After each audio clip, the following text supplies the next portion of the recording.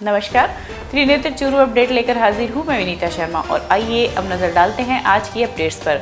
रतनगढ़ का अस्पताल काफी लंबे समय से खाली पदों से जूझ रहा है, जबकि हाल ही में राज्य सरकार ने इसे जिला अस्पताल में भी क्रमोन्नत किया है। ऐसे में रोगियों एवं उनके परिजनों को काफी परेशानी का सामना करना पड़ रहा है। आंकड़ों पर नजर डाली जाए तो जिला अस्पताल में 38 डॉक्टरों के पद स्वीकृत हैं, जिनमें से 23 पदों पर ही डॉक्टर कार्यरत है। वरिष्ठ विशेषज्ञों के 18 पद स्वीकृत हैं, जिनमें 5 पद भरे हुए हैं। आगामी माह में 2 डॉक्टर सेवानिवृत्त होने वाले हैं। वहीं मेडिकल व सीनियर मेडिकल ऑफिसर के 20 पद स्वीकृत हैं, जिसमें कागजों में 2 ही पद खाली है। हाल ही में राज्य सरकार ने 4 डॉक्टरों की नियुक्ति जिला अस्पताल में की थी, जिनमें सर्जन सतीश जांगीड़ एवं डॉक्टर नेहरा ने रतनगढ़ में पदभार ग्रहण किया था तथा रेडियोथेरेपिस्ट ने अभी तक ज्वाइन ही नहीं किया है। 2-1 वीक पहले एक पत्र प्राप्त हुआ है डायरेक्टर से कि इस चिकित्सालय का नाम अब जिला अस्पताल माना जावे। इसमें अभी फ़िलहाल जो हमारे पास में पद स्वीकृत है वो करीब 38 डॉक्टर्स के पद हैं, जिसमें हमारे पास में 18 पद तो स्पेशलिस्ट के हैं और बाकी मेडिकल ऑफिसर्स के हैं।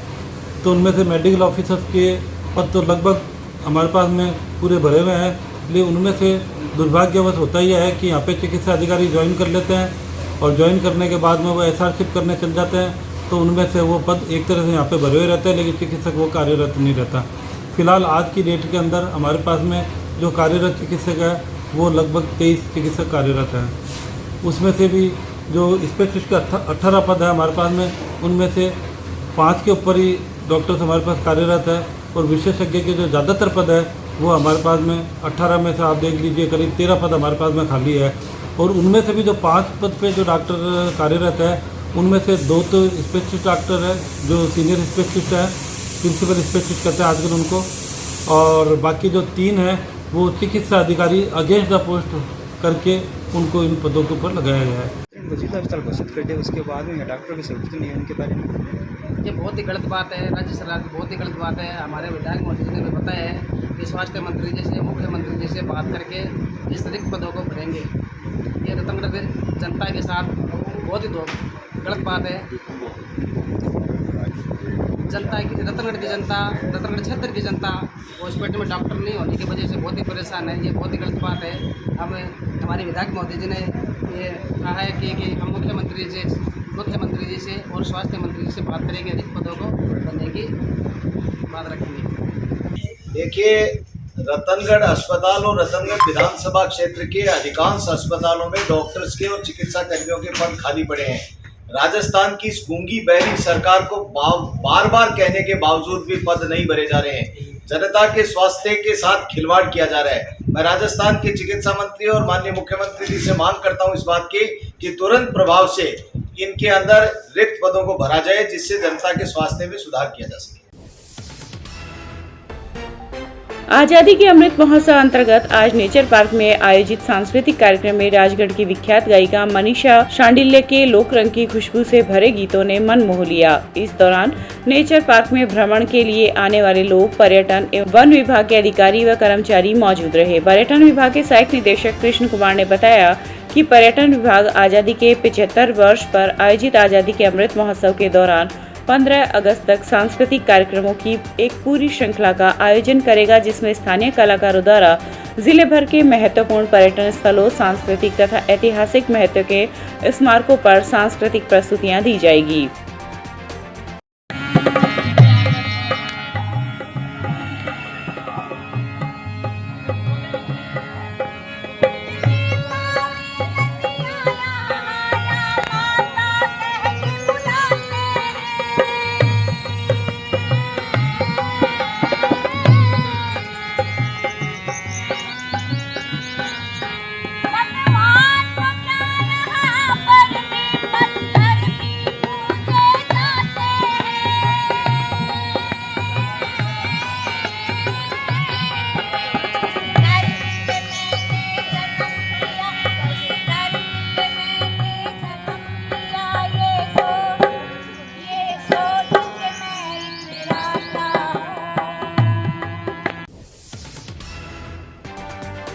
रतनगढ़ विधायक अभिनेश महर्षि आज क्षेत्र के दौरे पर रहे। इस दौरान वे अपने आवास पर पत्रकारों से रूबरू हुए। उन्होंने पालिका प्रशासन पर भ्रष्टाचार कार्यों में अनियमितता तथा शिथिलता बरतने के आरोप लगाते हुए कहा कि मानसून से पूर्व गैरानी व नालियों की सफाई के नाम पर केवल खानापूर्ति की गई, जिसका परिणाम यह हुआ कि पालिका प्रशासन के समस्त दावों की पोल खुल गई तथा बाजार के व्यापारियों को इसका खामियाजा उठाना पड़ा।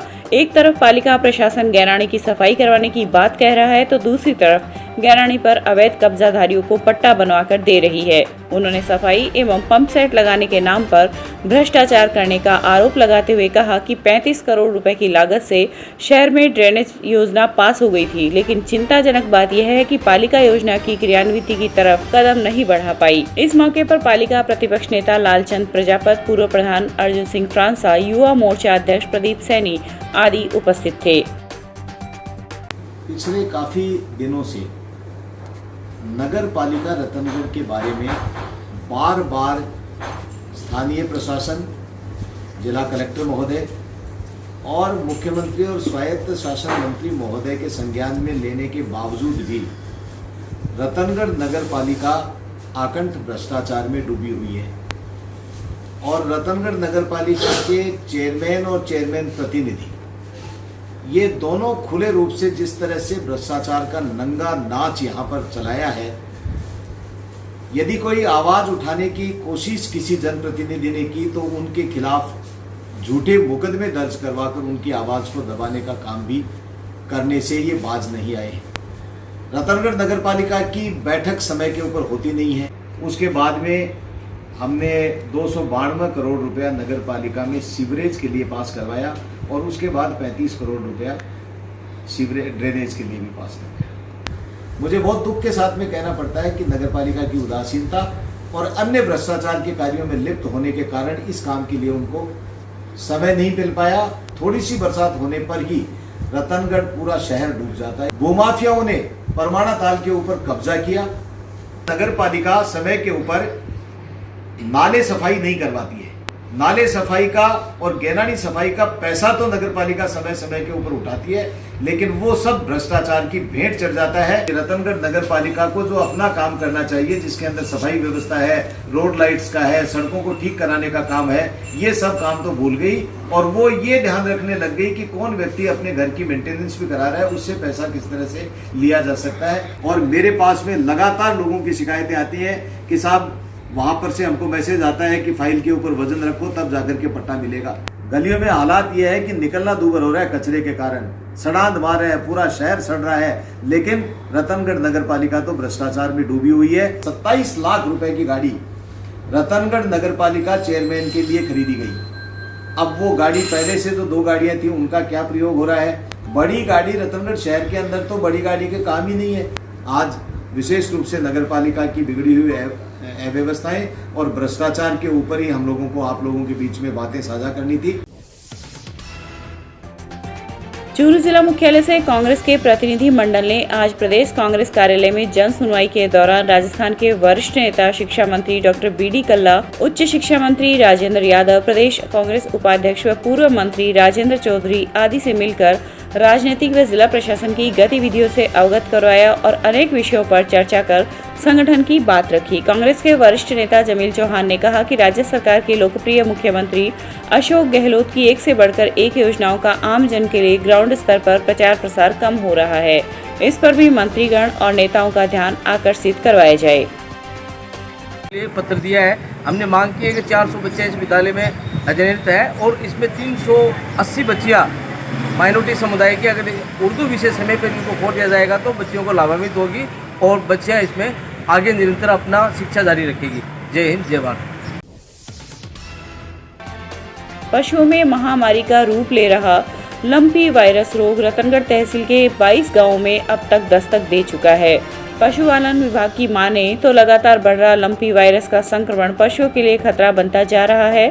पशुपालन विभाग के नोडल अधिकारी डॉक्टर हुणताराम मीणा ने बताया कि तहसील के 22 गांवों में इस रोग ने दस्तक दी है तथा बुधवार तक 395 पशु इस रोग से संक्रमित पाए गए हैं तथा 21 पशुओं की मौत भी हो चुकी है। मीणा की माने तो राहत की खबर यह है कि छोटे पशु इस रोग से संक्रमित नहीं हुए हैं। बड़े पशुओं में यह रोग पाया गया है। इस रोग के संक्रमण को रोकने के लिए पशुपालन विभाग की 25 टीमें जुटी हुई है तथा 2 टीमों को रिजर्व रखा गया है। मैं LSD कृष्ण कुमार, इस गाय का पिछले 3 दिन से इसका ट्रीटमेंट चल रहा है और ये 5 दिन से संक्रमित है गाय LSD से। और LSD आपको पता है जैसे बहुत ही तेज़ी तरीके से फैल रही है LSD, लंपी स्किन डिजीज़, जो कैप्रीपॉक्स नामक वायरस से फैलती है। ये गाय के ओनर हैं जिन्होंने अपने पशु चिकित्सालय भीचरी के अंदर ये इसका पशु के अंदर में इलाज करवाया है, 2 दिन इलाज करवाया। तो अभी ये काफ़ी हद तक रिकवरी है इसकी। खाने पीने बिल्कुल खाना पीना बंद कर दिया था इसने। टेम्परेचर में थी, इसका टेम्परेचर नॉर्मल है, पैरों में सूजन आना, शरीर पे चकते से होना, और तो इसका ट्रीटमेंट हुआ तो अभी ये काफ़ी हद तक ठीक है। चर भी रही है, खाना भी खा रही है, पी भी रही है, आराम से पानी पी रही है। तो इसमें मेरा कहने का मकसद ये है कि जो स्वस्थ पशु हैं उनको अलग रखें, जो बीमार पशु है, जो इस पशु से इस बीमारी से ग्रसित हैं, उनको स्वस्थ पशु से अलग रखें।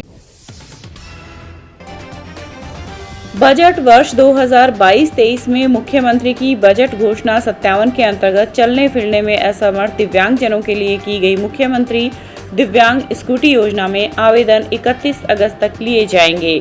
सामाजिक न्याय एवं अधिकारिता विभाग के सहायक निदेशक अरविंद ओला ने बताया कि इस बजट घोषणा में कॉलेज जाने वाले दिव्यांग छात्र छात्राओं तथा रोजगार हेतु अपने कार्यस्थल पर जाने के लिए दिव्यांग युवाओं को प्रदेश में 5000 स्कूटी वितरित की जाएगी। जिले के दिव्यांगजन जो चलने फिरने में असमर्थ है, स्कूटी योजना 2022 हेतु आवेदन प्रस्ताव ऑनलाइन निर्धारित प्रपत्र में 31 अगस्त तक SSO पोर्टल के माध्यम से कर सकते हैं। आवेदन हेतु आय प्रमाण पत्र, मूल निवास प्रमाण पत्र, आधार कार्ड, आयु संबंधित दस्तावेज, विकलांगता दर्शाते हुए फोटो, ड्राइविंग लाइसेंस आदि दस्तावेज आवश्यक होंगे। रतनगढ़ क्षेत्र में हो रही मूसलाधार बारिश से मकान ढहने का क्रम थमने का नाम ही नहीं ले रहा है। आज तहसील के गांव हुडेरा में कालूराम मेघवाल का मकान बारिश के कारण ढह गया, जिससे घरेलू सामान का नुकसान हुआ है। गनीमत यह रही कि घटना में किसी भी प्रकार की जनहानि नहीं हुई। कालूराम एवं उनके परिजन मकान गिरने के कारण काफी परेशान हैं। इससे पूर्व गाँव के सीताराम मेघवाल, शिषपाल दास कामड़ एवं रामलाल मेघवाल का भी मकान बारिश के कारण ढह गया, जिससे इन लोगों को घरेलू सामान के साथ साथ लाखों रुपए का नुकसान हुआ है। विगत 2 दिन से हो रही भयंकर बारिश से क्षेत्र में बहुत से परिवार हैं जिनके पक्के मकान ढह गए हैं। हमने प्रशासन से अपील की जिन परिवारों को आर्थिक नुकसान हुआ है उनके तत्काल सर्वे करवा कर और आर्थिक सहायता दिलाने का श्रम करवाएं। ये मोहन राम जी हैं, धनाराम जी की सपुत्र, इनके भी पक्का मकान है जो कल आज सुबह गिर गया, आर्थिक नुकसान हुआ है। वो एक गिर गया और पक्का मकान है, सा बढ़ने जगह नहीं है, बच्चा ने बाहर बैठे हैं। ये व्यवस्था हुआ जी की खर्च को सरकार में कोई उपाय नहीं, सामान सौ दबी मायने और के ग्राम। जिला कलेक्टर सिद्धार्थ सिहाग ने सभी तहसीलदारों से कहा है कि वे जिले में अनुसूचित जाति जनजाति की खातेदारी की कृषि भूमि पर प्रभावशाली लोगों द्वारा अवैध कब्जों के खिलाफ 31 अगस्त तक विशेष अभियान चलाकर कार्रवाई करें और निर्धारित प्रपत्र में सूचना भिजवाए। निर्देशों में कहा गया है कि इस तरह के अवैध कब्जे राजस्थान काश्तकारी अधिनियम 1955 के प्रावधानों के तहत गैर कानूनी है।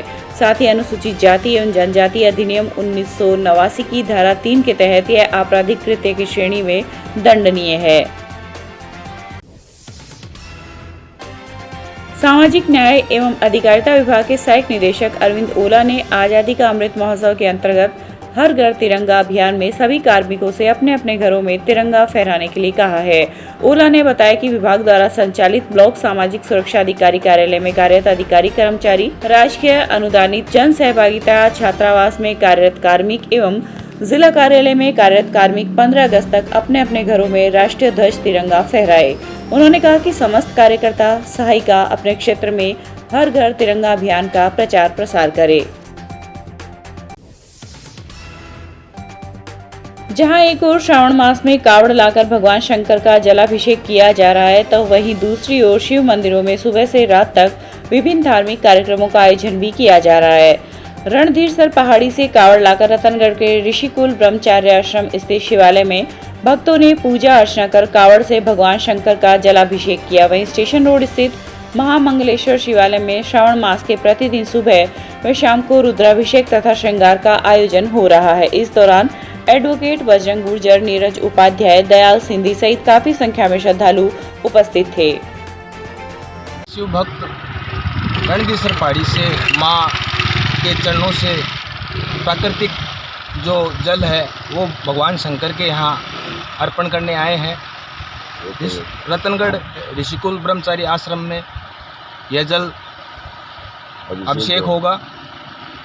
जय शंभू। आपने कितनी बार लिया ये कावड़? ये कावड़ मेरी पहली बार है और मुझे बहुत आनंद आया। नहीं, और भी पहले कोई लेके आया है क्या? पहले मैं 3 बार लेके आया हूँ, ये तीसरी बार है मेरी। अच्छा। और वैसे मेरी 7 कावड़ हो चुकी है आज। 3 में पहाड़ी से ले आया, 2 में ये अपने चूरू से, और 1 बार ऋषिकेश से ले आया। एक बार कहाँ से ले गए? ऋषिकेश से। ऋषिकेश से लेकर गए? से हमें ये 25 दिन लगे थे और ये कम से करीब 10 साल हो गए लाए हुए। रतनगढ़ का संघ गया था, वहाँ से हम ये कावड़ चढ़ा के और भूतनाथ बाबा दरबार में जल अर्पित किए थे। बहुत आनंद आया उस समय। और अब ये नई टीम हम फिर तैयार किए हैं, जो फर्स्ट हम यहाँ से गए हैं। अब की बार हमारी लक्ष्य है इन सभी मित्रों भाइयों का सबका साथ रहेगा, तो हम अगली बार बरखंडी से लेके आएंगे। धन्यवाद।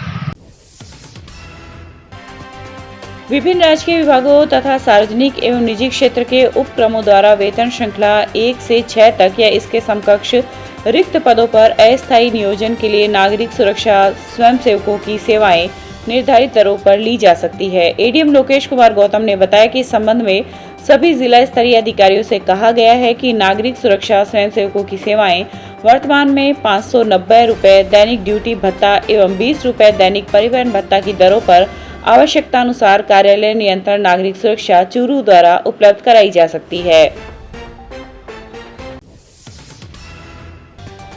उत्तर रेलवे में सेवारत राकेश भाकर ने अपनी स्वर्गीय माताजी भगवती देवी की पुण्य स्मृति में आज रेलवे कॉलोनी के समीप श्री बैकुंठ मुक्ति धाम में शव को सुरक्षित रखने वाला एक डीप फ्रीज भेंट किया है।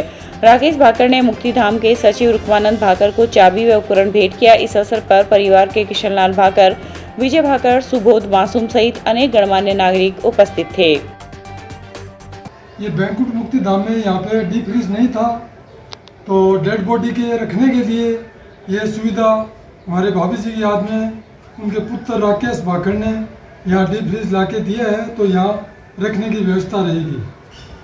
अभी तक तो बाहर भेजने की तो नहीं, यहीं पे डेड बॉडी रख लेंगे, 2-3 जितने भी दिन रखनी हो उनको। मैं अपने पिताजी स्वर्गीय बुद्धमल जी, माता स्वर्गीय भगवती देवी, उनकी स्मृति में बैकुंठ मुक्ति धाम को सेवार्थ के लिए ये डीप फ्रीज भेंट किया है, क्योंकि यहाँ डीप फ्रीज की सुविधा नहीं थी।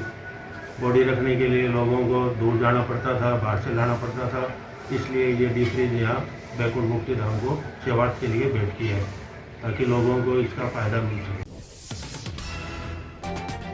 शुद्ध के लिए युद्ध अभियान में जिला कलेक्टर सिद्धार्थ सिन्हा के निर्देशानुसार खाद्य सुरक्षा टीम ने आज तारानगर में प्रतिष्ठानों से 3 नमूने लिए। खाद्य सुरक्षा अधिकारी फूल सिंह बाजिया ने बताया कि तारानगर में फर्म मिलन आइस कैंडी से आइस कैंडी का एक नमूना लिया गया। वहीं फर्म रिद्धि सिद्धि मसाला उद्योग तारानगर से लाल मिर्च पाउडर का एक नमूना लिया गया है। इसी तरह फर्म श्री महावीर मिर्च मसाला तारानगर से हल्दी पाउडर का एक नमूना लिया गया है। चूरू के वार्ड नंबर 55 व 56 स्थित मोहल्ला चेजारान में मुहर्रम पर्व को लेकर ढोला ताशा व 1 तारीख से लेकर 10 तारीख तक करबला की याद में अखाड़ा लगाया जा रहा है, जिसमें अखाड़ा चेजारान के उस्ताद हाजी मोहम्मद याकूब चेजारा व नानू उस्ताद अखाड़े के 1 नंबर खिलाड़ी जावेद की ओर से अखाड़े में करतब दिखाए जा रहे हैं। इस अवसर पर इत्तेहादुल जमात कौम चेजारान के सदर अख्तर अली चेजारा, सचिव व कोषाध्यक्ष अब्बास अली चेजारा, उस्मान गनी आदि उपस्थित थे।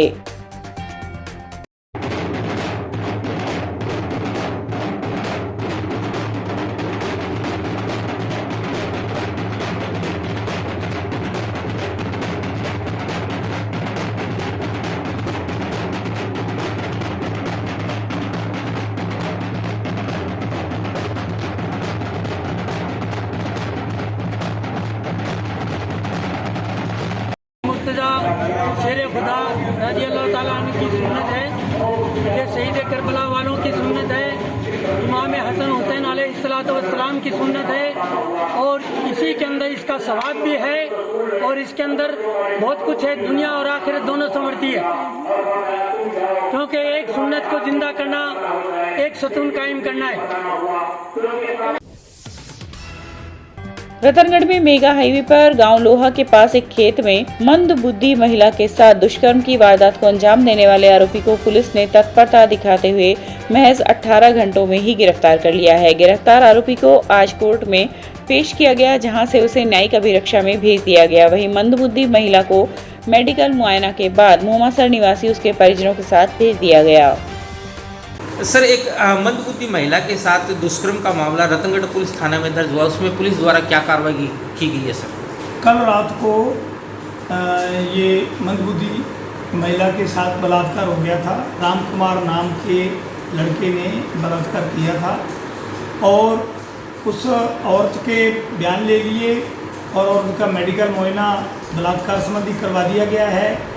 वो मंदबुद्धि की है, इसलिए आज उसको चूरू से इस संबंध में उनका मेडिकल मुआयना करवाएंगे। और मुलजिम जो है राम कुमार सन ऑफ सोहनलाल, इसको हमने कल शाम को गिरफ्तार कर लिया है। मुलजिम का भी मेडिकल मुआयना करवाया जाकर तफ्तीश कर न्यायिक परीक्षा में भिजवाया जाएगा। ये था आज का चूरू अपडेट। कल फिर हाजिर होंगे नई अपडेट के साथ। अब दीजिए इजाजत। नमस्कार।